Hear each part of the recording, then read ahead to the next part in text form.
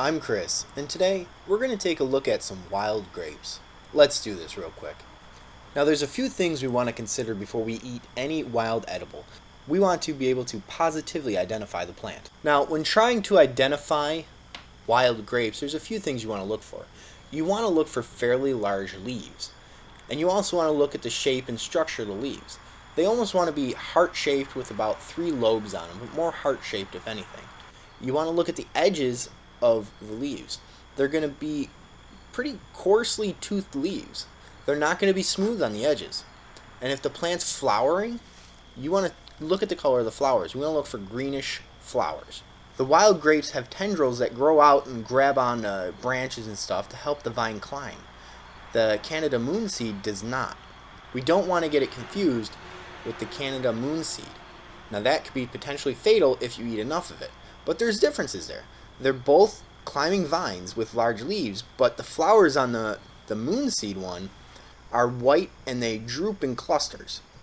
And also the leaves are not toothed. They're smooth. So once you find the fruit of the plant, we want to take a look at it. You want to make sure it's a dark purplish color, almost black. Now those are going to be the ripe fruit, and that's the one we want to go ahead and collect and open up. You can leave the green ones on there and let them ripen a little bit more. Once we open these up, we want to take a look at the seeds inside. Now the Canadian Moonseed one, there's going to be a single seed in there, and it's going to be pretty flat and it's going to be crescent shape. We don't want that one.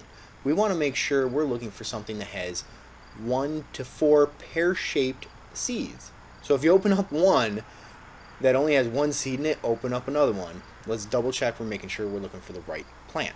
Now the wild grapes are going to be fruitful between August and October. And again, you want to look for a fleshy fruit that has 1 to 4 pear-shaped seeds. Now just to recap, we want to look for a thornless vine that's high climbing with forked tendrils.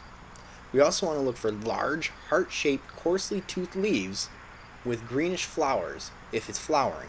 If it's fruit-bearing, we want to look for fleshy fruit that has 1 to 4 pear-shaped seeds inside. And the fruit's going to be purple to black in color. Now if the leaves are young enough, you can also eat the leaves by boiling them.